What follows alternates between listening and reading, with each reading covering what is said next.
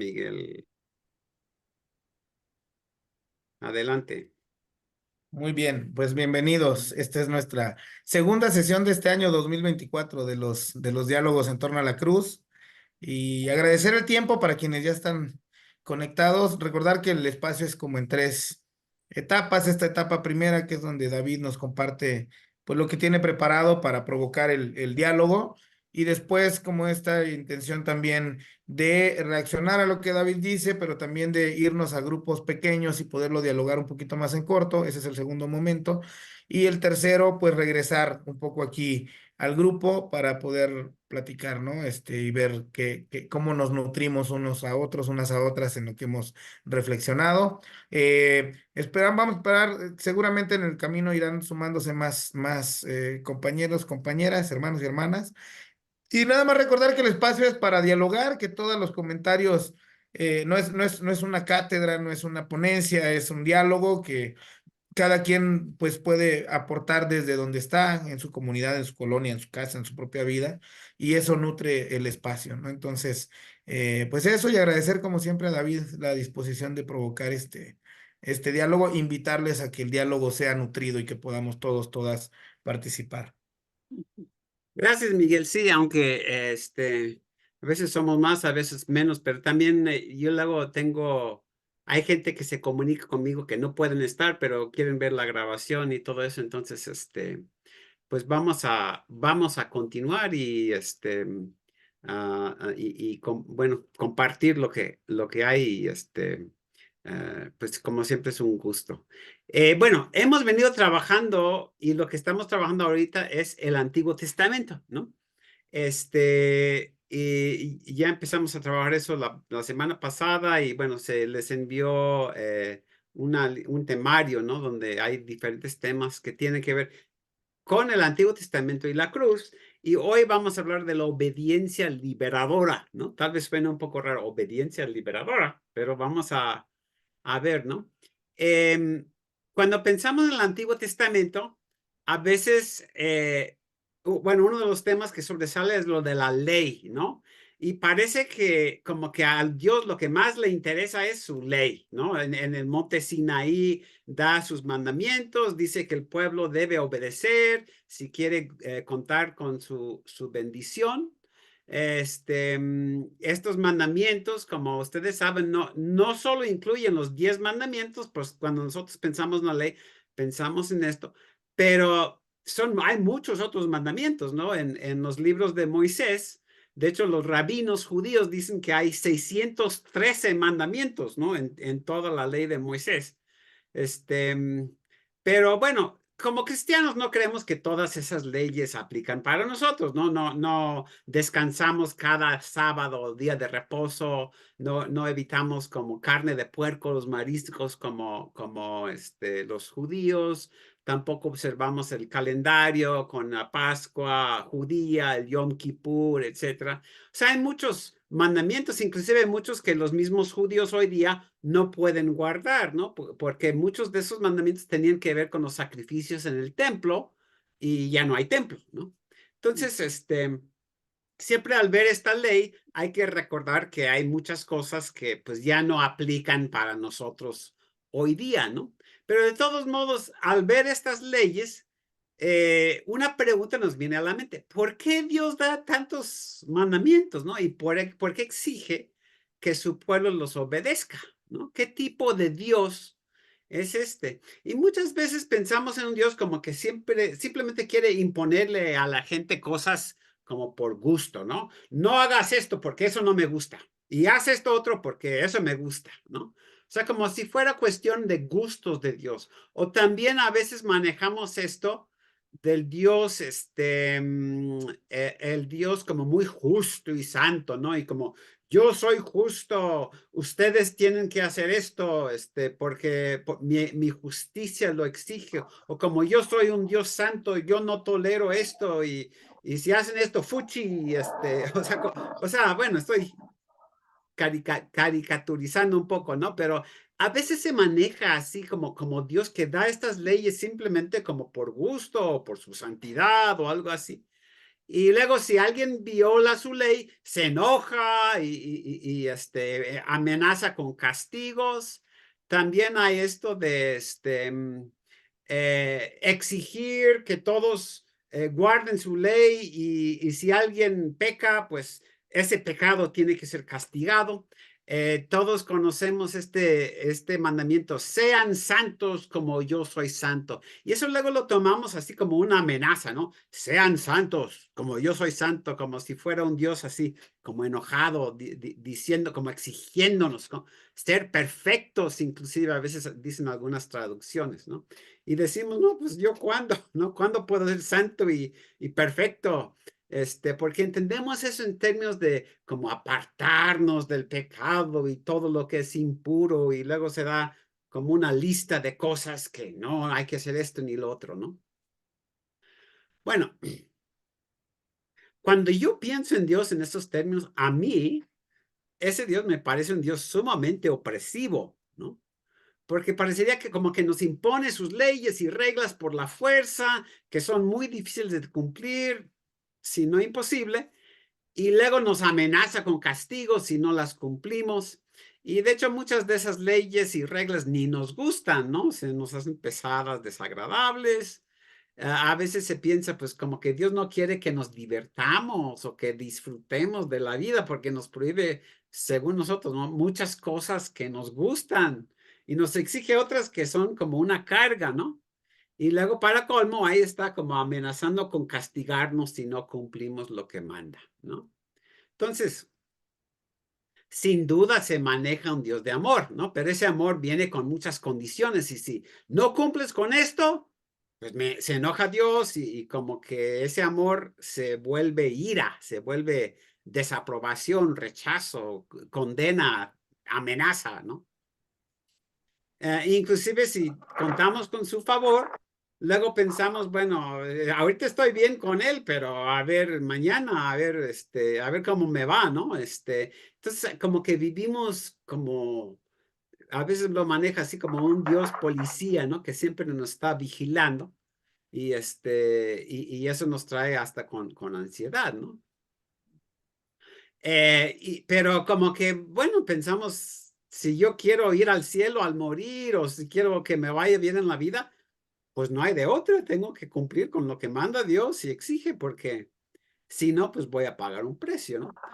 Y ese Dios nuevamente me parece que es un Dios que nos tiene como esclavos, ¿no? O sea, tienen que hacer esto y si no, pues los voy a castigar, ¿no? Bueno, en mi experiencia, tanto con alumnos como con feligreses de las iglesias, mucha gente concibe a ese Dios, a Dios así, y sobre todo el Dios del Antiguo Testamento, ¿no? Pero yo insistiría que eso es lo que tenemos que ir cambiando y dejando de atrás, ¿no? Para mí ese Dios que acabo de escribir no es el Dios de la Biblia, ni el Dios de Moisés, ni de Jesús, ¿no?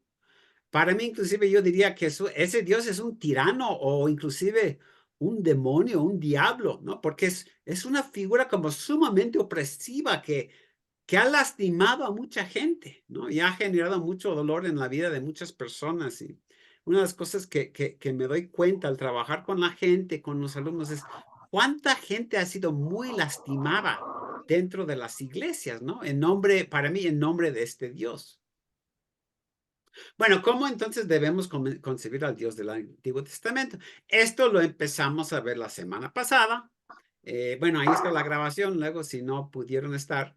Pero el Dios que crea un mundo que todo es bueno, que no hay nada malo, que lo único que quiere es que sean felices los seres humanos que crean, ¿no? No les ponen ninguna carga ni exigencia, solamente los pone en un hermoso jardín para que sean felices. Sí les manda obedecerle. Pero hay que preguntar, bueno, ¿por qué les manda a obedecerle y por qué quiere su obediencia, ¿no? Y aquí viene para mí lo que es la pregunta clave para entender todo esto. Todo lo que Dios manda, ¿es por causa de Él o por causa de nosotros, los seres humanos, ¿no? O sea, ¿quiere que lo obedezcamos porque Él se beneficia por esa obediencia o porque nosotros nos beneficiamos, ¿no? Lo que le interesa es Dios. lo que le interesa a Dios es lograr obtener algo para sí mismo, o sea, como si quisiera esclavos o algo así, o lo que quiere es algo para nosotros, nuestro bien, ¿no? Y ahí es donde veo que el Dios tradicional que estaba describiendo, más bien lo que manda es por él, ¿sí? Por su santidad, por su justicia, por sus gustos, etcétera, ¿no? Pero cuando veo la Biblia, veo otra cosa, ¿no? Lo que le interesa a Dios es una sola cosa, que todos estemos bien y que gocemos del bienestar que Él quiere para todo el mundo, ¿no? Bueno, quiero repetir eso, ¿no? Lo único que le interesa a Dios es que tú estés bien, que tengas bienestar y paz en tu vida, que tengas relaciones con los demás que te hagan feliz, que te sientas realizado o realizada, que no te falte nada. O sea, eso es lo que le interesa y le importa al Dios de la Biblia. Porque te ama con un amor incondicional, un amor desmedido. Eso es lo único que quiere para ti, pero igual como lo quiere para ti, lo quiere para todas las demás personas, ¿no? Igual que lo quiere para ti, ¿no? Inclusive diríamos a cada ser humano que existe sobre esta tierra, eso es lo único que Dios quiere para todo el mundo. Y esa es la pregunta, ¿no? Así tú concibes a Dios, un Dios que no quiere otra cosa, sino que todos estemos bien, que todos tengamos paz y bienestar y gozo en nuestras vidas, igual que para todas las demás personas. Bueno, ese es el Dios que quiero trabajar, pero viene otra pregunta, ¿no? ¿Qué necesitamos para estar bien y tener ese bienestar? Obviamente tenemos que vivir de cierta forma, ¿no? Si estoy peleado con todo el mundo y tengo muchas personas enojadas conmigo porque las maltrato y les hago maldades o les falto el respeto o no hago nada por nadie y soy muy egoísta, pues ¿cómo me va? ¿Cómo voy a estar bien, ¿no? O si yo ando haciendo cosas que me dañan el organismo, que perjudican mi salud, si yo no me cuido a mí mismo, tanto en lo espiritual como en lo físico, etcétera, pues ¿cómo voy a estar bien? ¿Cómo voy a tener bienestar? ¿No? Para estar bien, hay ciertas cosas que necesito hacer y otras cosas que necesito evitar, ¿no? Y entonces, a partir de ahí, podemos entender la ley de Dios, ¿no? De hecho, veo algunos aquí que han estudiado un poco de hebreo y saben que en hebreo no se habla de la ley, sino de la Torá, ¿no? O si tienen amistades judías, no sé. La Torá, ¿saben lo que significa Torá? No significa ley, significa instrucción, orientación, enseñanza, ¿no? Como dirección, ¿no? Y así se entiende la ley en el Antiguo Testamento, no como una imposición de obligaciones y mandamientos y todo esto, sino una serie de instrucciones que promueven el bienestar, ¿no? Inclusive si leen con cuidado el Antiguo Testamento, van a ver que jamás Dios le impone nada a nadie, no impone nada a su pueblo, ¿no? Les da en el monte Sinaí, después como esta Torah, esta serie de instrucciones, y luego les dice, bueno, yo quiero que ustedes sean mi pueblo para bendecirlos, pero solamente si ustedes quieren, ¿no? Y les pregunta, ¿quieren entrar en este pacto conmigo? ¿Quieren ser mi pueblo y seguir la instrucción que les estoy dando? Y depende de ellos contestar que sí, y según pues el texto bíblico, eso es lo que hacen, ¿no? Ahora, todo esto también se refleja en la forma en que Dios da lo que llamamos los mandamientos, ¿no? Noten que, por ejemplo, no dicen los mandamientos, no mates, no cometas adulterio, no hurtes. Más bien dice, no matarás, no cometerás adulterio, no hurtarás, ¿no? O sea, un tiempo futuro, no sin imperativo, ¿no? ¿Y por qué eso? Bueno, la lógica es esta, ¿no?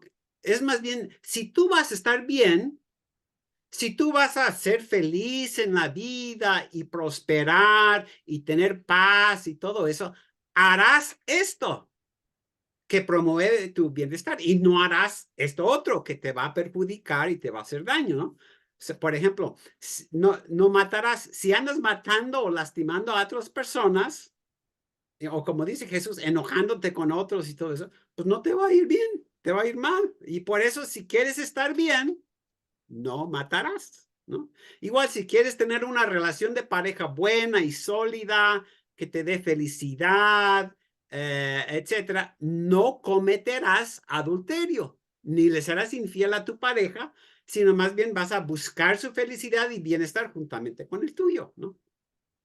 Si quieres vivir en paz, con una conciencia limpia y tranquila, sentirte bien, no hurtarás, ¿no? Porque si lo haces, en lugar de tener paz y tranquilidad, pues te van a estar persiguiendo, te vas a meter en problemas y todo esto, ¿no? Entonces, igual podemos decir de las otras cosas, ¿no? De ser honesto, no andar mintiendo, amar a los demás, buscar su bienestar en lugar de ser codicioso o envidioso, ser generoso y amable en lugar de ser egoísta, ¿sí? O sea, si Dios quiere y manda todas estas cosas, lo hace solamente porque nos ama y quiere nuestro bien, ¿no? Como un papá que nos instruye o una mamá, ¿no? Y eso es una figura que se maneja en el mismo texto bíblico, ¿no? Bueno, no tenemos tiempo para entrar en todas estas leyes, bueno, los 613 o no sé cuántos, ¿no? Pero en términos generales, el único propósito de esas leyes y mandamientos es guiar y conducir a su pueblo, ¿no? Orientación, o sea, instrucción para su bien, ayudarles a que haya bienestar y paz y seguridad y justicia para todos, ¿no? Hay muchos mandamientos que en lugar de hacer eso directamente, lo hacían de una forma directa, perdón, indirecta, ¿no? Por ejemplo, Dios les manda celebrar fiestas como la Pascua o guardar ciertas indicaciones sobre las comidas, pero cuando lo hace, como que su propósito es recordarles, ustedes son un pueblo diferente, ¿sí? Entonces hay que ser diferente, un pueblo consagrado a lo que es bueno y justo, ¿no? En lugar de seguir otros dioses y costumbres y prácticas que les van a hacer mal. Entonces, como a muchos de estos mandamientos en un principio no los benefician en sí, pero indirectamente los lleva a vivir de cierta forma, ¿no? Igual las fiestas, ¿no? Al celebrar las fiestas de Pascua, de Pentecostés, de tabernáculos, eso les ayuda a reflexionar sobre su identidad como pueblo, ¿no? Y eso como fortalece la práctica del bien y la justicia, ¿no? Entonces, lo que hay que recalcar, según la visión del Antiguo Testamento, Dios no dio esas leyes por causa de él, o porque quiere como preservar intacta su santidad y satisfacer su justicia, sino más bien las da por su pueblo, ¿no? Para que estén bien, ¿no? Y por eso dice, pues obedezcan esto, ¿no? Un buen ejemplo para esto, para explicar esto, es el mandamiento acerca del día de reposo, ¿no? O sea, ¿qué se gana Dios mandando a la gente descansar un día a la semana y no hacer nada de trabajo ese día? Nada más como relajarse, disfrutar de la compañía de los demás. Que su pueblo haga eso o no, eso no le afecta a él, no le trae ningún beneficio personal, ¿no? Posteriormente se hizo costumbre esto de reunirse para celebrar un culto y reflexionar sobre su palabra, pero eso no está en el Antiguo Testamento. Lo único que manda a eso es descansarás, no harás trabajo el día de reposo, ¿no? Entonces, es un buen ejemplo de un mandamiento que dice, pues yo te estoy dando esta ley por ustedes, no por mí. Yo qué gano o pierdo si ustedes no descansen. Más bien, quiero que ustedes descansen para que puedan disfrutar de la vida, para que puedan estar en familia, para que no estén como trabaje y trabaje todo el tiempo, ¿no? Porque si están así, pues no van a poder estar bien ni disfrutar de la vida. Y obviamente les dice, pues voy a insistir que guarden esto, estrictamente y no hagan excepciones, ¿no? Porque pues todos sabemos, ¿no? Luego, uno quiere como empezar a hacer excepciones y al rato pues ya ni están descansando, ¿no? Bueno, cuando pensamos en la ley, pues también como cristianos la pensamos a partir de Jesús, ¿no? Y se acuerdan, Jesús enseña que toda la ley se resume en dos principios: amar a Dios con todo tu corazón, con todas tus fuerzas, toda tu alma, y amar a los demás como a ti mismo. Pero hay que recordar Esas no son palabras originales de Jesús, o sea, eso es lo que dijo Moisés en la Torá, ¿no? Pero cuando vemos estos dos mandamientos en Jesús, hay que ver que en realidad son un solo mandamiento, ¿no?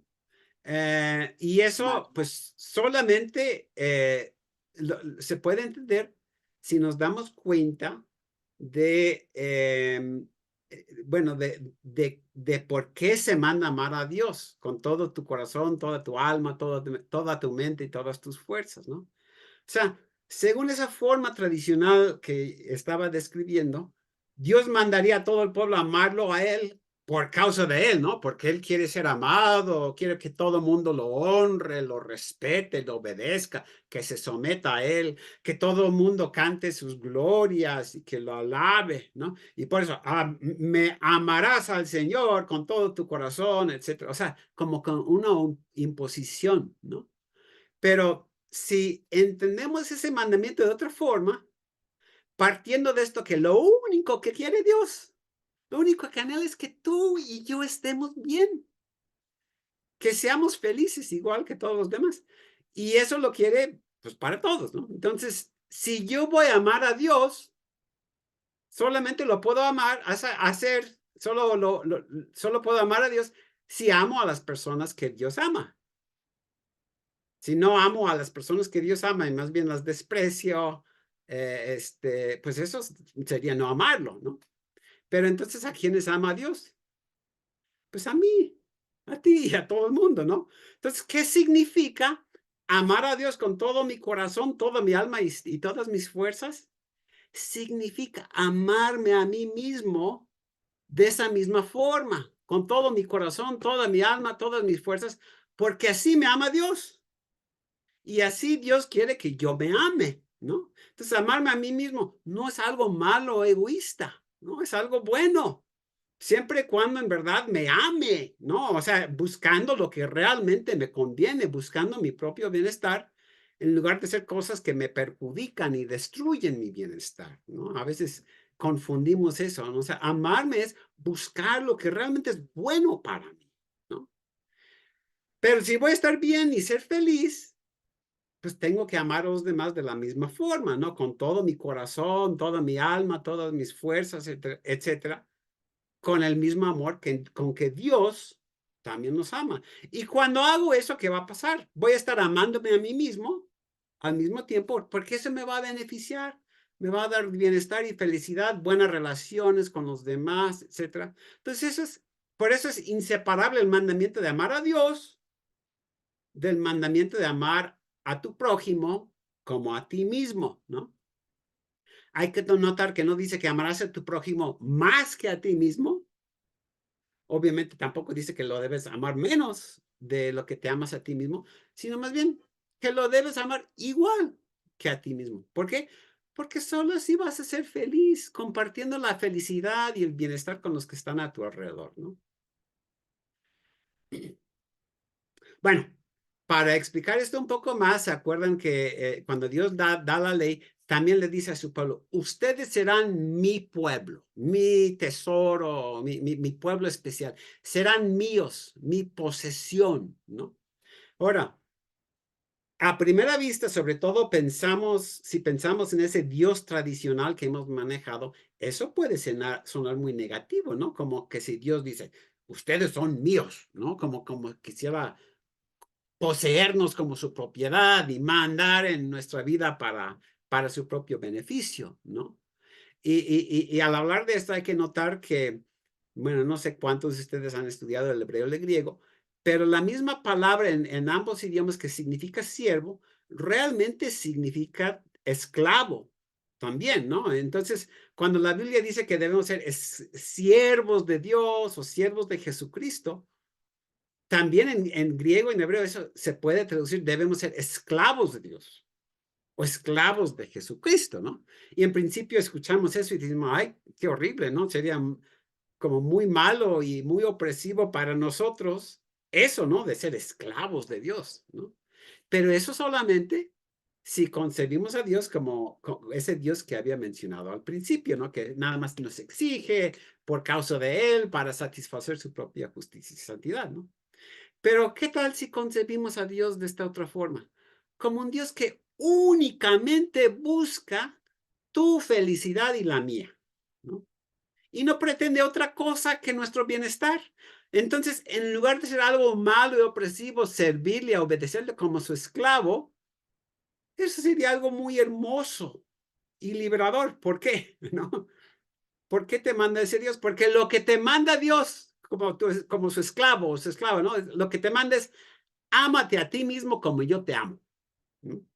Cuídate, haz lo que es bueno para ti, lo que en verdad te da salud y bienestar. No hagas lo malo, no hagas lo que te perjudica y te destruye tu felicidad y bienestar, ¿no? Y esto te lo mando por tu propio bien, ¿no? Porque te quiero y quiero verte contento y realizado en tu vida, ¿no? Y porque te amo, por eso no solo te pido o te recomiendo o te sugiero que te amas a ti mismo como yo te amo, sino que te lo mando, te lo exijo, ¿no? Obedéceme.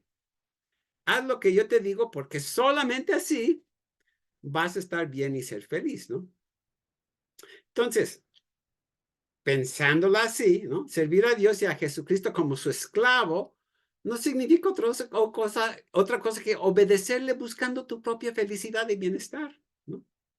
Pero, repito, no puedes tener felicidad y bienestar si no estás buscando al mismo tiempo la felicidad y el bienestar de los demás. Porque solamente si uno ama a los demás como se ama a sí mismo, puede ser feliz y estar bien en la vida, ¿no? Entonces, en lugar de ser una carga, esa clase de obediencia es algo hermoso, es algo liberador, porque significa dedicarte únicamente a lo que en verdad es para tu bien y evitar todo lo que te daña y te destruye tu bienestar, ¿no? Bueno, esto nos lleva a lo que estuvimos viendo el año pasado y quiero pues terminar un poco con estas imágenes que les he venido recordando. Voy a compartir aquí pantalla. A ver, este, vamos a ver. Ajá. Entonces, se acordarán que esto lo estuvimos viendo la semana pasada, pero me gusta mucho para explicar esto, ¿no? Y podríamos decir, esto es lo que Dios quiere para nosotros, ¿no? Si vemos esta imagen. Esto es lo que buscaba Jesús, pero también es lo que buscaba el Dios del Antiguo Testamento con su pueblo Israel. O sea, que hubiera todo esto que vemos en la pantalla entre su pueblo, ¿no? Y si Dios envía a su Hijo al mundo, pues era para seguir buscando todo esto no solo para el pueblo de Israel, sino para toda la humanidad, ¿no? Entonces, y lo que motiva a Dios a querer buscar esto que estamos viendo en la pantalla, pues es su amor por nosotros. O sea, todas estas cosas que ustedes pueden ver, eso es lo que Dios quiere para todo el mundo. Pero todas estas cosas son las cosas que necesitamos para estar bien, ¿no? Pero ¿cuál es el problema? Pues más bien el mundo está lleno de esto, ¿no? Esta es la otra imagen que venía compartiendo, ¿no? Y entonces, ¿qué hace falta? Pues que digamos sí a todo esto, ¿no? Y no a todo esto, ¿no? Porque si decimos más bien, bueno, ese es el problema. Si decimos más bien, sí a todo esto, pues no vamos a estar bien, ¿no? Y igual si decimos no a todo esto, pues tampoco vamos a estar bien, ¿no? Entonces, eso es lo que pide Dios, eso es lo que Él quería para su pueblo, ¿no? Que dijera, en lugar de decir no a esto y sí a esto, que dijera no a todo esto y sí a todo esto, ¿no? Y luego les dice, si ustedes van a ser felices, tienen que decir sí a esto y no a esto, y dejar de decir sí a esto y no a esto, ¿no? Pero eh, bueno, ahí está el problema, ¿no? Porque cuando nosotros en el mundo decimos no a estas cosas, ahí es donde nos metemos en problemas, ¿no? Porque al mundo no le gusta que andemos diciendo no a esto, ¿no? O sea, desenmascarando, denunciando, negando a participar en estas cosas, en que también nosotros tenemos que reconocer, caemos continuamente en estas cosas también. Entonces, esto como vimos el año pasado y nuevamente están ahí las grabaciones, esto es lo que lleva a la cruz, ¿no? Porque Jesús viene a dedicarse a crear este tipo de comunidad, pero para crear ese tipo de comunidad, eso solamente lo puedes tener si también hay esto en la comunidad. Y eso es lo que lo mete en problemas, ¿no? Porque los fuertes, los poderosos, pues esto es, o sea, el mundo es así, ¿no? Y si el mundo está diciendo sí a estas cosas y nosotros estamos diciendo no, pues vamos a chocar con el mundo, ¿no? Y entonces, y vamos a descubrir lo que descubrió Jesús, ¿no? Mucha oposición, muchos conflictos, mucho dolor y sufrimiento, porque vas a tener mucha gente en tu contra y vas a cargar una cruz, como dice Jesús, porque no es fácil, ¿no? Entonces, bueno, pero ¿cuál es la alternativa, no? Puedes renunciar al camino que te señala Jesús. Si quieres, en lugar de seguir a Jesús diciendo no a esto, pues dices, pues mejor digo sí a esto y no a esto, ¿sí? Y si lo haces, ¿crees que vas a ser feliz? ¿No? Bueno, hay mucha gente que sí, ¿no? Piensa que todo esto es lo que le va a hacer feliz, ¿no? Pero al contrario, te va a ir peor, ¿no? Entonces, por eso veníamos diciendo, seguir a Jesús diciendo no a esto y sí a esto, te va a meter en problemas, te va a generar conflictos, dificultades, oposición, no sé, ¿no? Pero solamente así vas a ser feliz, ¿no? Pero esto significa tomar tu cruz y seguirle a Jesús como Él dice, ¿no? Como dice, quienes buscan salvar su vida, la van a perder, ¿no? O sea, los que buscan salvar esto, pues van a perder la verdadera vida. Pero quienes pierden su vida por causa de mí del Evangelio, van a hallar la vida, ¿no? Entonces, solamente vas a hallar la vida, según Jesús diciendo no a esto y sí a esto, ¿no? Y es por eso que me gusta decir, si tú tomas tu cruz para seguir a Jesucristo en esta vida, vas a sufrir mucho, ¿no? Pero si no tomas tu cruz para seguirle a Jesús, vas a sufrir mucho más, ¿no? Porque vas a llenar tu vida de esto y privarte de esto, ¿no? Entonces, ¿qué prefieres, no? Tomar la cruz de Jesús, decir no a esto y sí a esto, o no tomar la cruz y decir sí a esto y no a esto. Entonces, bueno, es algo como muy sencillo, ¿no? Pero pues con eso quería terminar y diciendo en todo esto, ¿no? El Dios que encontramos en Jesús no es un Dios distinto al Dios del Antiguo Testamento, es el mismo. Lo único que busca y desea ese Dios es el bienestar para todo el mundo. Y por eso nos manda a obedecerle, renunciando a todo lo que es malo y lo que nos perjudica, haciendo lo que realmente nos da vida y bienestar, ¿no? Y por eso es tan importante rechazar a ese Dios falso que venía platicando al principio, que muchos se encuentran en el Antiguo Testamento, que para mí no es más que un ídolo, y más bien abrazar y seguir al verdadero Dios que encontramos tanto en el Antiguo como en el Nuevo. Y bueno, les menciono por adelantado, ¿no? La próxima semana quiero trabajar el concepto de santidad, inclusive le puse algo como título, la santidad subversiva, porque, porque tiene que ver mucho con esto, o sea, repensar qué significa esto, es lo que sean santos porque yo no soy santo, porque yo soy santo, perdón, de que eso es algo liberador y no como una carga de un Dios justo y santo que quiere imponerte sus reglas por él, ¿no? Bueno, así termino. No habíamos, eh, no habíamos tenido dos personas para dar la reacción hoy.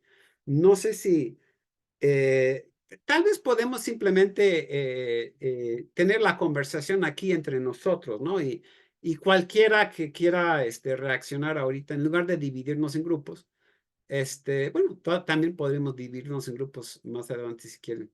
Pero voy a dejarlo así y ya les doy a ustedes la palabra. Podemos escuchar a quienes quieran participar. Sí, Miguel. Hola, muchas gracias por la reflexión. Bueno, pues sí, sí es bien interesante el tema de siempre ver al Dios del Antiguo Testamento como también un Dios que castiga, que persigue, que es amante de la sangre, de la guerra, de lo bélico y todo eso, ¿no? Y muchas iglesias hacen una proyección de eso, ¿no? Y son famosos los cantos dentro de las iglesias, ¿no? Hechos a la mar, los carros del faraón, eres todopoderoso, pero desde una perspectiva del poder siempre, el poder, el que manda. Y es triste porque hoy en día sabemos que en nuestro mundo el que tiene poder domina y domina a otros seres humanos y nosotros vemos ese poder también dominante dentro de la iglesia, en estructuras de la iglesia y todos nos hemos topado a lo mejor con alguien que ha malentendido lo que significa ser un seguidor de Jesús o de Dios, administrando un poder con en una perspectiva de juicio, de juzgar y todo eso, ¿no? Y la contraparte es que triste no ver también un Dios del Antiguo Testamento de amor también, porque sí lo hay, ¿no? Sí hay muchas imágenes de un Dios de amor, pero incluso el amor también se representa, creo, en la petición de justicia, ¿no? Porque nosotros podemos darnos cuenta de que, y podemos ver en los textos del Antiguo Testamento, cómo Dios a través de los profetas, pues trata de enseñar a su pueblo que es un pueblo justo. ¿Ah? Hay por medio de la voz de los profetas podríamos decir que hay una impugnación de las estructuras este, eh, políticas, ideológicas, sociales y económicas, ¿no? De lo que respecta a la ética que tenía que tener el pueblo de Israel en el Antiguo Testamento y cómo tenía que practicar esa ética hacia los pueblos que estaban alrededor. Entonces, claro, la explotación económica, los aparatos de poder legales que tenían los reyes, no sé, los que administraban el poder. Entonces, todo eso también lo combatía Dios, ¿no? Entonces, para finalizar, quiero decir que triste a veces es ver que solamente se ve un Dios que te quiere lanzar rayos, ¿no? Porque te portas mal y eso se replica hoy en día en las iglesias y en las personas. Y lo replicamos, ¿no? Y nos transformamos en seres que simplemente juzgamos el pecado de los demás, eh, como dijo por ahí alguien, porque es diferente a mi pecado, nada más. Pero no logramos ver también ese Dios que actúa con hombres y mujeres, ¿no? Con profetas que fueron perseguidos por estas mismas estructuras, y Jesús en su oficio profético, continuando con la tradición, también es perseguido y muerto también por seguir con la tradición de este Dios que quería justicia para todos. Y la justicia es amor también, o el amor es justicia. ¿Ah? Entonces, nada más quería dar esa réplica en general, ¿no? A las sensaciones que me causa escuchar esto sobre este Dios del Antiguo Testamento. Gracias. Gracias, Miguel. Y sin duda, o sea, uno de los problemas es cuando entramos en el tiempo del Antiguo Testamento, habría muchísimo que ver, ¿no? Y hay muchos pasajes muy difíciles como los que tú mencionas de guerra o de sangre, de otras cosas, que hay que hacer también una relectura de esos textos y realmente no tenemos tiempo para hacerlo ahorita. Lo que hay que recordar, ¿no? Es que el Antiguo Testamento fue escrito para contextos muy antiguos, ¿no? O sea, el mundo era otro, era muy diferente, ¿no? Igual con lo de los diferentes dioses y todo eso, o sea, había dioses que exigían sacrificio humano y todo eso. Entonces, eh, es un tema muy amplio esto del Antiguo Testamento, ¿no? Pero para mí lo importante es captar esta idea, ¿no? Lo que Dios manda es por amor a su pueblo. ¿No? Para contrastar también estos dos dioses que mencionas y hablas de lo que sucede en las iglesias, a mí me gusta manejar este ejemplo, ¿no? Algo que siempre me ha llamado de mi propia tradición, ¿no? Es que en nuestra iglesia no estamos repitiendo a cada rato, gloria a Dios. Esto lo estamos haciendo para la gloria de Dios, para la gloria y honra de Dios y todo esto. Y cuando digo eso, algunos dirían, ay, pues que estás en contra de darle gloria y honor a Dios. No, no, no. O sea, pero eso puede ser liberador, opresivo, ¿no? Porque muchas veces se maneja como un Dios ególatra, ¿no? Lo que está sentado en su trono, como el Dios que tú estabas describiendo, Miguel, que dice, yo quiero honor y gloria y que todos me alaben y canten, y si no, como tú dijiste, Miguel, les voy a partir con un rayo por no darme el honor y la gloria que yo me merezco, ¿no? Entonces, yo veo eso inclusive que suena bien en un principio. Esto es para la gloria y honra de Dios, pero muchas veces cuando se maneja eso, se está manejando esta figura opresiva, ¿no? Como que, pues aquí estamos dándole tu gloria a Dios, dándote tu gloria a Dios, a ver si te parece bien y a ver si no te enojas o no te faltamos, no fallamos en algo o algo así. Como este Dios que está encima de nosotros, exigiendo, en lugar de un Dios que dice, pues yo quiero que ustedes me canten mi gloria, pero porque los amo, ¿no? Yo quiero que todos conozcan que yo soy bueno y que canten, ¿no? Pero no por obligación, sino porque han experimentado mi amor y mi cuidado, mis cuidados y todo eso en tu vida. Y entonces me da gusto que le digan a los demás para que también me conozcan y vean que soy bueno, ¿no? Entonces, nuevamente es como contrastar estos dos conceptos de Dios, ¿no? Miguel. Sí, gracias. Y gracias, tocayo, también muy interesante todo esto. Nada más quiero decir algo muy rápido. Una de las cosas que a veces de la que yo adolezco cuando estoy preparando la reflexión para los domingos es cómo empezar la reflexión, ¿no? ¿Qué, qué digo como para abrir lo que quiero decir realmente? Y de verdad me complica mucho a veces pensar en qué digo para centrar la atención en lo que quiero centrar como reflexión. ¿Por qué menciono esto? Porque cuando David estaba hablando me parece que el centro, lo que me queda a mí como muy fuerte y claro de esta provocación al diálogo, es ¿para qué pide Dios todo lo que pide? No solo Dios, también Jesús, cuando Jesús dice, retoma esto también del judaísmo tradicional y lo cambia un poco en vez de decir, no hagan a otros lo que no quieras que te hagan, Jesús invita a hacer, en vez de no hacer, dice, hagan con los demás como quieran que hagan con ustedes. Todo ese tipo de cosas que Jesús hace y dice e invita a hacer o manda a hacer, y cuando tú decías, bueno, ¿para qué pide Dios todo eso? ¿Y a quién le beneficia? Creo que cuando uno lo ve desde esa perspectiva es claro, es muy claro para quién va dirigido. ¿A quién beneficio cuando no pretendo matar, destruir, engañar, mentir? Además de a mí mismo, beneficio a los demás. Lo que mencionaba de la reflexión es porque me estaba acordando en el catecismo, de la iglesia luterana, nos hacían, yo he cambiado un poquito eso, no sé si está bien o mal, pero nos hacían aprendernos de memoria eh, los mandamientos y la explicación que daba Lutero. Y me acuerdo mucho de que en el primer mandamiento había algo que a mí desde chiquito me pareció muy fuerte y honestamente muy feo. Cuando dice, no tendrás dioses ajenos delante de mí, voy a parafrasear, no me acuerdo exactamente la cita, pero está obviamente en el Éxodo, y dice, no te harás dioses, no te harás imágenes, y por ahí dice una de las frases que también es muy recurrida en las iglesias, porque yo soy el Señor tu Dios fuerte y celoso, que persigo la maldad de los padres hasta la tercera y cuarta generación. Y eso da miedo, ¿no? O sea, yo me acuerdo cuando yo estaba estudiando el catecismo, decía, caramba, o sea, tengo que poner mucha atención en lo que quiere, porque es un Dios fuerte, celoso, y lo que yo haga no va solo contra mí, sino contra mis hijos y los hijos de mis hijos y los hijos de mis hijos. Entonces, y después, cuando uno ve el contenido de los 10 mandamientos, se da cuenta de que realmente todos los mandamientos, incluso los tres primeros, que parece que son nada más la relación con Dios, también tienen que ver con la relación con la creación y con el prójimo y todo eso.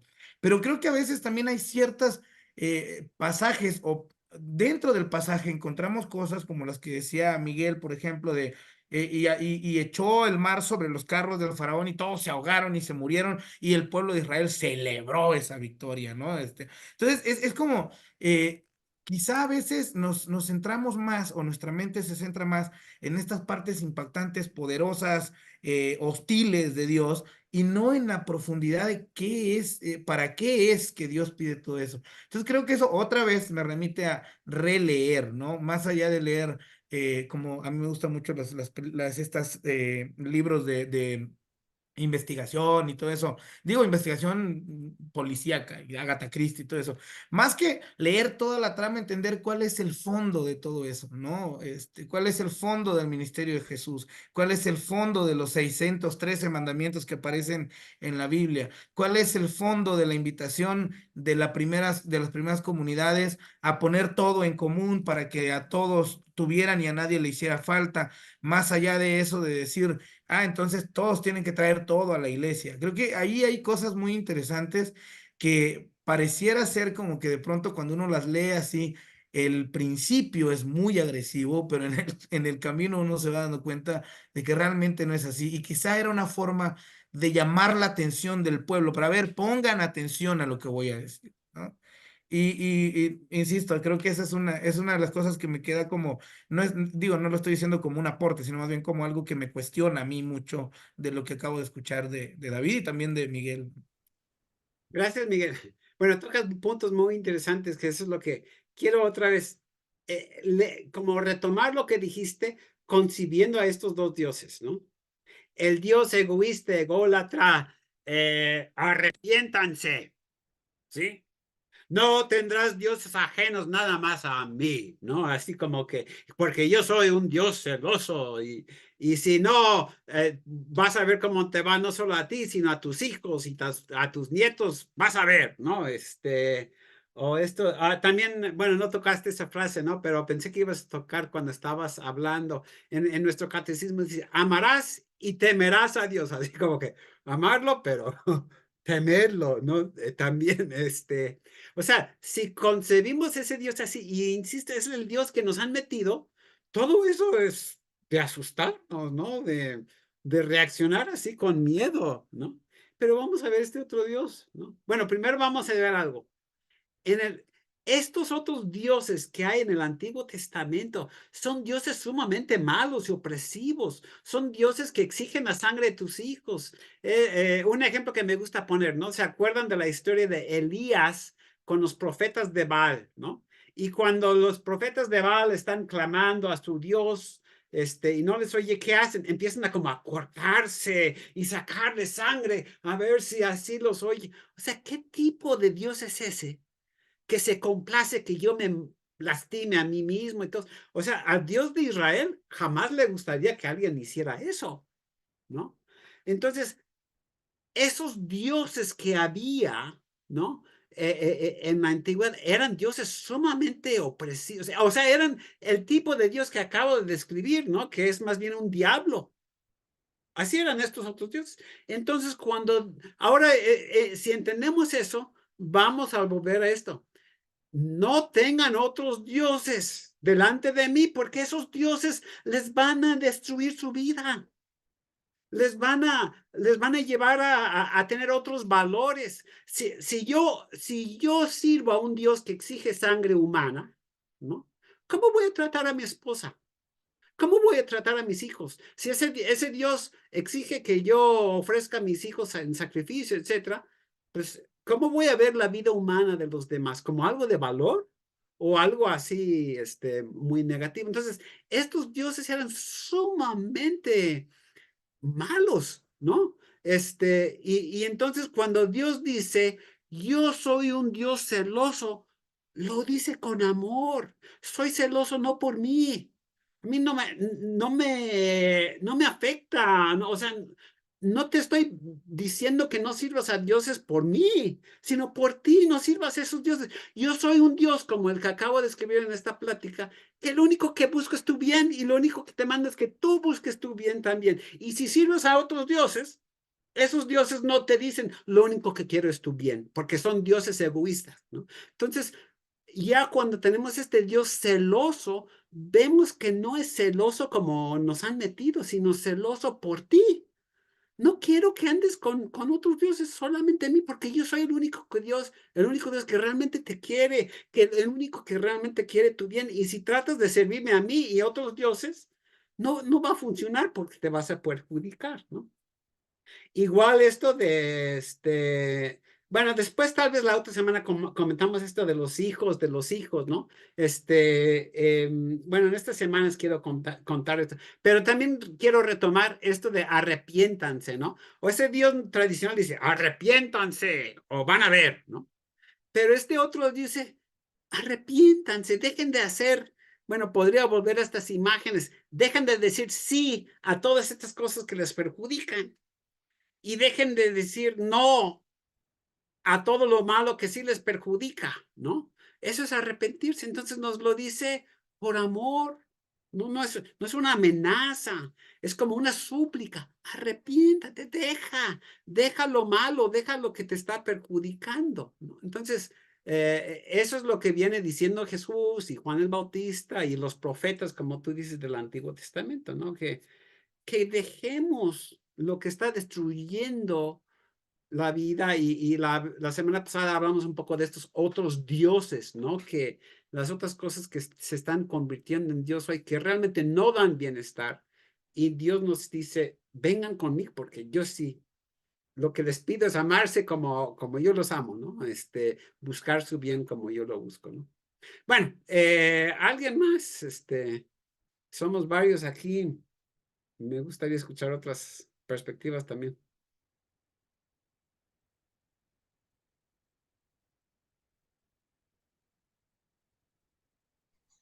Yo, profesor Alfredo, Adelante. eh, me doy cuenta que dentro de esta praxis o esta dinámica que se está llevando a cabo, pues nos invita a reflexionar a todos aquellos, bueno, en mi caso, vengo de una tradición judeocristiana, entre comillas, ¿no? Porque pues ahora sí que casi toda mi vida, nosotros fuimos educados creyendo en los 10 mandamientos, no en Cristo, sino que, por ejemplo, yo recuerdo cuando tenía, ¿qué será? 12 años, 13 años aproximadamente, siempre que llegábamos a la iglesia estaban las tablas de la ley enfrente. Y entonces el pastor hacía que todos leyéramos el Éxodo 20. No tendrás dioses ajenos delante de mí, ni tú, ni tu hijo, ni tu hija, y bueno, etcétera. Y era como si lo rezáramos todos, toda la congregación. Y teníamos que entrar de frente viendo las tablas de la ley, porque estaban atrasito de donde estaba el pastor, el púlpito, atrasito estaban las tablas de la ley. Y yo recuerdo que todos los hermanos entrábamos así de frente.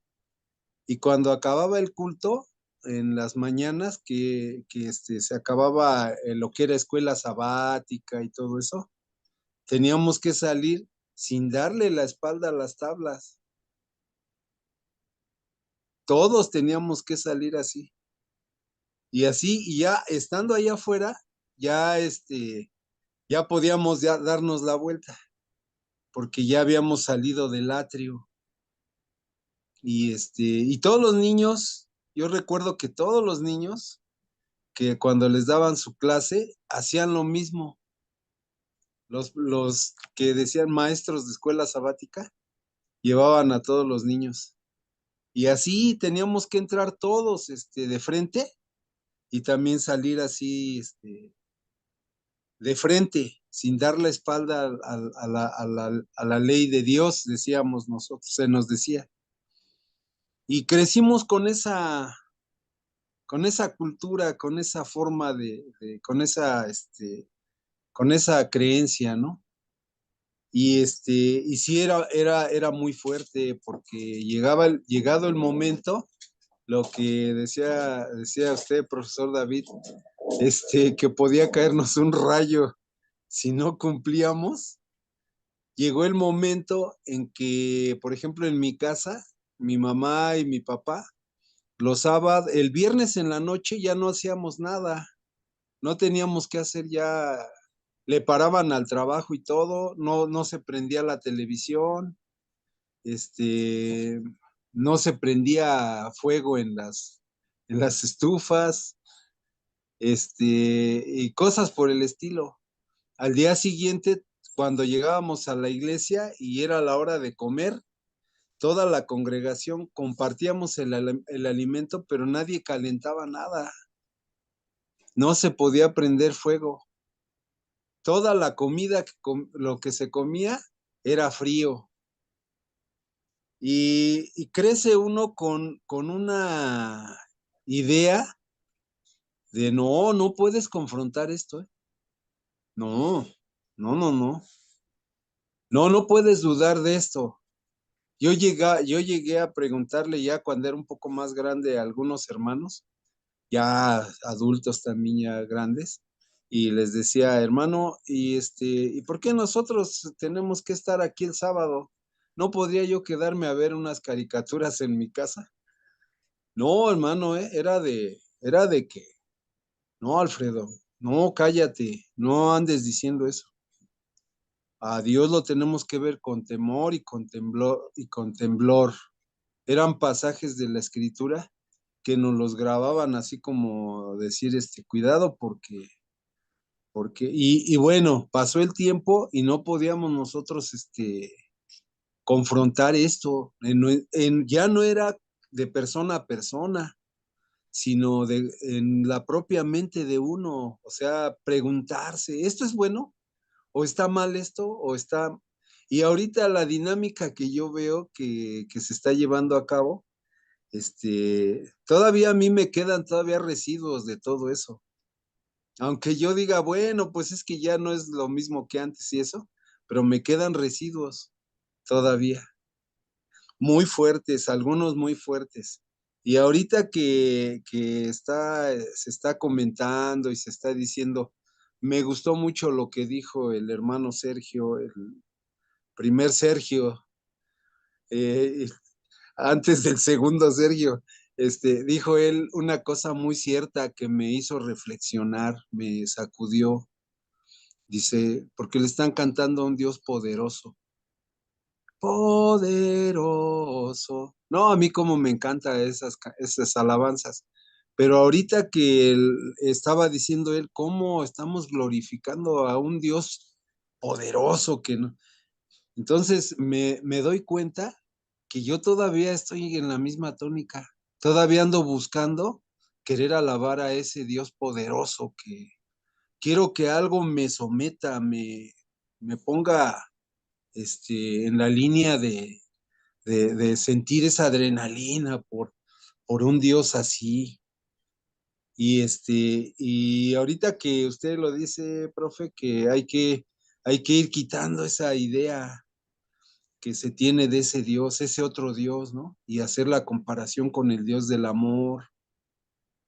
Es liberador y creo que de gran bendición.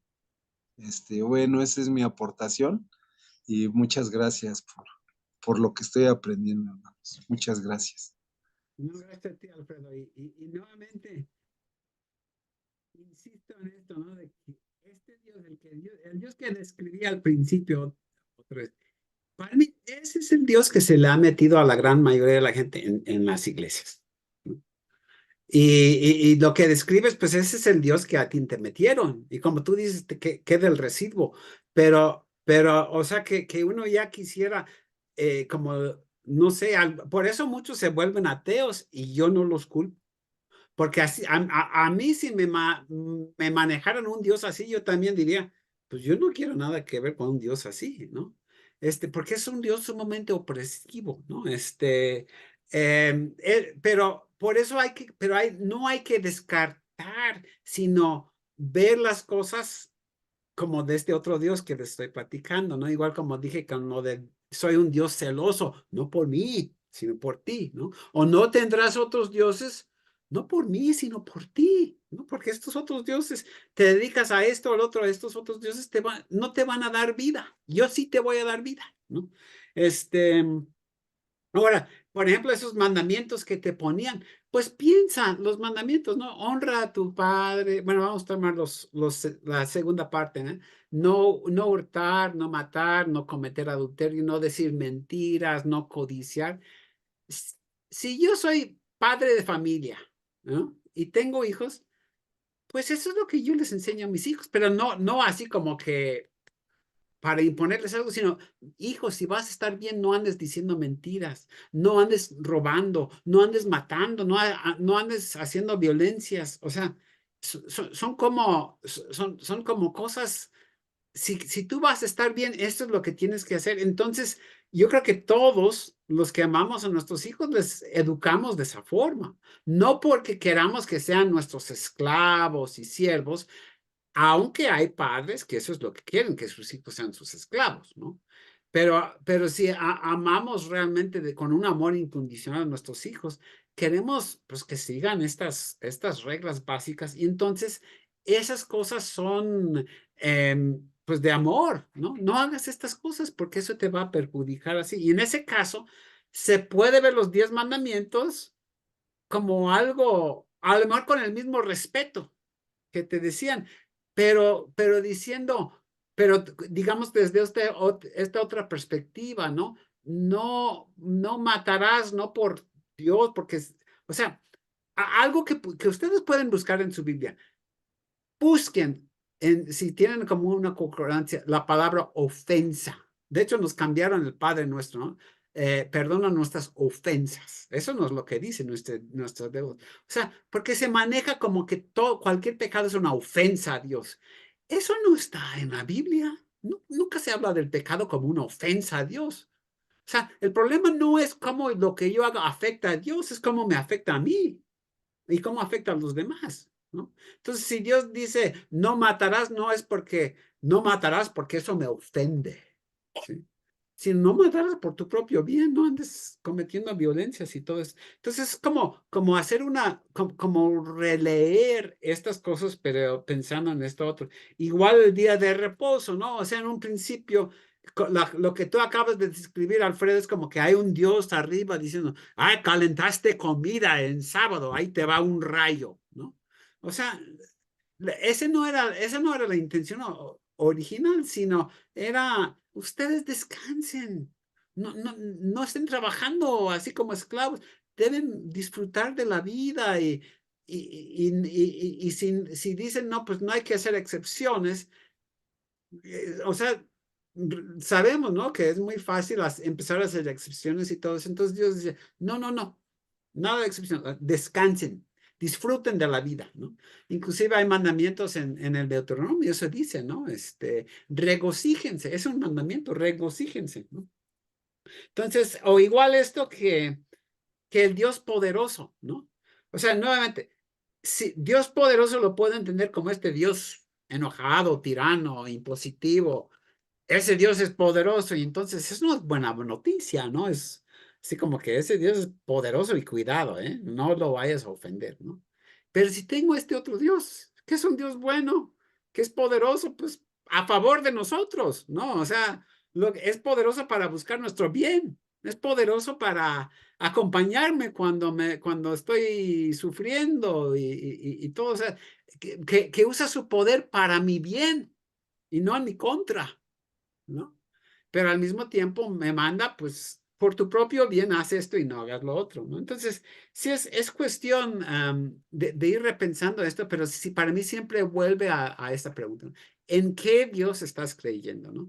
Y ese Dios que tú describes, Alfredo, ese es el Dios que digo, no, ese no es el Dios del Antiguo Testamento, no es el Dios de la Biblia, o sea, el Dios de la Biblia es otro, ¿no? Y por eso hace falta como repensar en qué Dios estamos creyendo.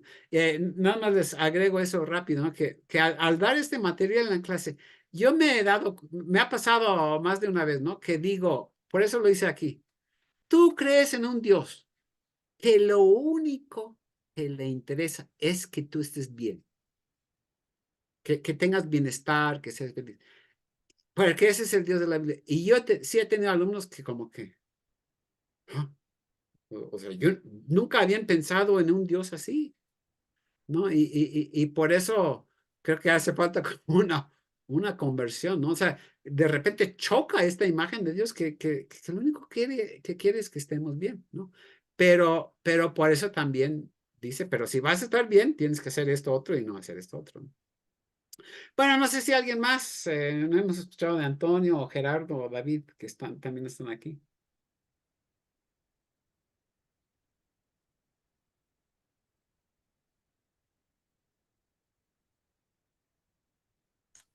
Buenas noches, profesor. Me da gusto Sí, David, saludarlo. adelante. No, pues simplemente me sigue llamando mucho la atención esta relación de Dios en el Antiguo Testamento y de Jesús en el Nuevo Testamento, porque al final, dentro de las enseñanzas, eh, pues que se nos han implementado por algún tiempo atrás, sí había una diferencia muy grande entre un Dios del Antiguo Testamento y el accionar de Jesús en el Nuevo Testamento. Y la verdad es que, como comentan en su momento, yo no veía alguna relación cercana entre estos dos testamentos y siempre veía algo muy lejano entre Jesús y Yahvé en el Antiguo Testamento. Entonces, esta reconciliación de la imagen de Dios en el Antiguo Testamento, de ese Dios amoroso, realmente le da mucho más sentido al accionar de Jesús en el Nuevo Testamento. Entonces, la verdad es que yo sigo agradeciendo pues estas enseñanzas, sobre todo por esta reconciliación que he tenido con el Antiguo Testamento, porque la verdad es que hace algunos años, si hubiera sido por mí, pues yo hubiera quitado simplemente el Antiguo Testamento y me hubiera quedado solamente con el Nuevo. Pero he encontrado esa reconciliación y eso me ha ayudado a entender mucho más el accionar de Jesús. Gracias, profesor. Gracias a ti, David. Sí, de hecho hubo, no sé si ustedes conocen, el primer gran hereje de la iglesia surgió en el segundo siglo y se llamaba Marción. Y lo que decía Marción era que el Dios del Antiguo Testamento es un Dios malo y no sé qué, y el Dios de Jesús es otro Dios. Inclusive manejaba dos dioses. Y decía, el Dios de Jesús nos tiene que salvar del otro Dios, ¿no? Que es un Dios malo, el Dios de los judíos, el Dios del Antiguo Testamento es un Dios malo. Y tuvo que venir el Dios de Jesús, y Jesús y su Dios para salvarnos de ese Dios, ¿no? Pero ¿por qué se dio eso? ¿No? Fíjense, no sé, yo he estado viendo un poco, por ejemplo, algo de la mitología griega. Y, y ustedes ven cómo se pinta Zeus, ¿no? Zeus es el gran dios de los griegos, el que está arriba en la montaña, el que avienta los rayos, el que tiene la barba blanca y todo esto. ¿Qué pasó cuando el cristianismo creció o sea, esto ya después de la era apostólica empieza a crecer con otros pueblos y terminan identificando al Dios del Antiguo Testamento con este Zeus? Y para mí la verdad es que la mayoría de la gente entonces concibe a Dios igual que Zeus. O sea, que está ahí arriba aventando rayos, inclusive se ve igual, lo pintan igual y todo eso como un Dios así. Zeus no te quiere. Zeus no. Lo que Zeus quiere es tener sus esclavos, ¿no? O quiere, no sé, andar como disfrutando de sus cosas y todo eso, pero no es un Dios de amor, ¿no? De hecho, si leen las mitologías, pues son un Dios bastante malvado, ¿no? Hasta con amoríos, incesto, no sé qué, o sea, no es un Dios que promueve el bien de nadie, ¿no? Entonces, o a veces lo manejo así, ¿no? Como que mucha gente a veces se piensa así, que en lugar de ser salvados por Dios, tenemos que ser salvados de Dios, porque Dios es el problema. Y entonces, inclusive Dios tiene que salvarnos de Dios, ¿sí? Y se acuerdan, el año pasado compartí esta historia del que va a un campo y empiezan a caerle rayos, pero sale otra mano y como que protege, ¿no? De esos rayos que está inventando como rayos con una mano, y aquí viene Jesús como para interceptar esos rayos que si no caerían sobre nosotros. O sea, son estas ideas que luego se manejan y aparte, digamos, de que no es bíblico, para mí ha sido muy dañino. Y como decía hace rato, hay mucha gente que ha sido muy lastimada en nombre de estos dioses, ¿no? Y eso es lo malo, ¿no? De que predicamos a Dios y luego mucha gente dice, pues yo no quiero saber nada de ese Dios. O sea, es un Dios tiránico, exigente, abusivo, que nada más me está amenazando. Y con razón, ¿no? La gente no quiere saber nada de ese Dios. De este Dios yo creo que sí querrían saber. Un Dios que es lo único que te dice, quiero que tú estés bien y que todo el mundo esté bien. Pues creer en ese Dios es muy liberador, ¿no? Para mí, ¿no? Como lo que decía aquí. Y por eso puse como título, la obediencia liberadora. Porque obedecer a Dios que me dice, ámate a ti mismo con todo tu corazón, toda tu alma, todo eso. O sea, busca tu bien, haz lo que es bueno para ti y evita lo malo. Pues es un Dios que yo quiero obedecerle, porque me está diciendo que busque mi bien y que no haga lo que me perjudique, ¿no? Muy bien, ¿alguien más?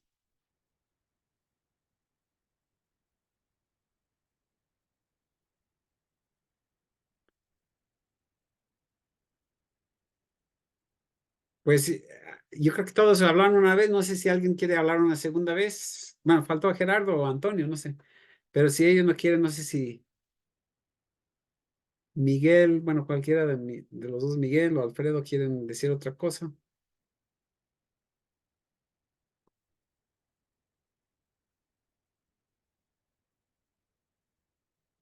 Pues si no, yo creo que terminamos por hoy, aunque sean unos minutos antes. Les decía que la próxima semana vamos a ver esto de la santidad subversiva. O sea, cómo repensar esto del Dios santo, ¿no?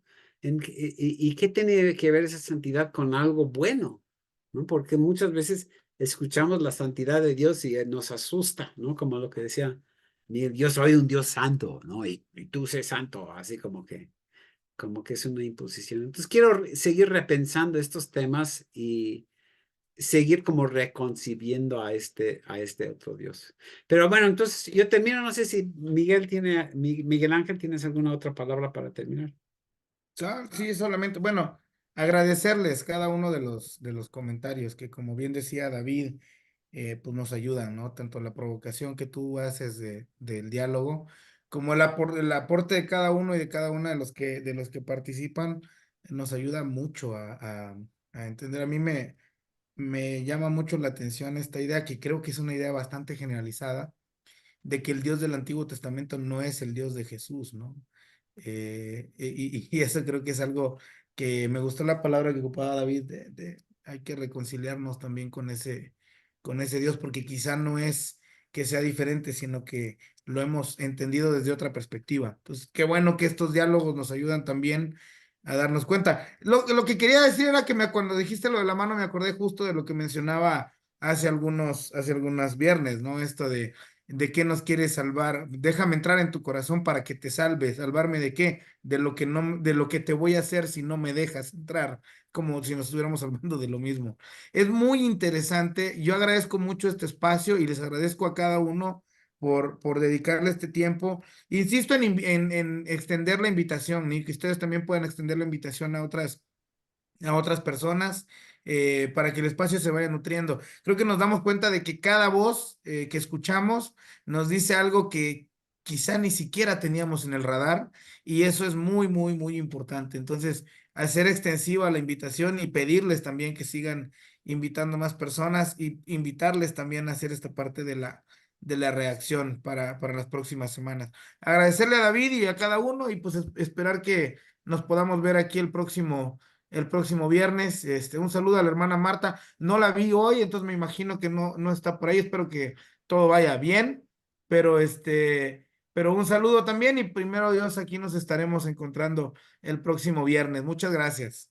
Ah, bueno, y recordarles que este material está guardado, está ahí disponible tanto en el YouTube de David como en el YouTube de nuestra comunidad de Buen Pastor, como en el Facebook también de la comunidad. Entonces, para que puedan difundirlo, pueden bajarlo, pueden recortar lo que ustedes consideren más importante y distribuirlo, lo que ustedes necesiten hacer, por favor, háganlo. El material es de todos, todas. Sí, les recuerdo que esto está en YouTube, lo que decía Miguel, en la información que compartimos, ahí está el enlace, o mándenme un correo o lo que sea, pero la idea también es invitar a otras personas. Creo que, como ven, esto no es así como clase de teología a un nivel que no se puede entender, o sea, creo que son cosas sencillas que podemos trabajar. Entonces, bueno, nos vemos la próxima semana, el próximo viernes. Y les deseo una semana muy feliz. Gracias, profesor Gracias, David. profesor. Buenas Hasta luego. noches a todos. Gracias a todos. Buenas noches. Hasta luego.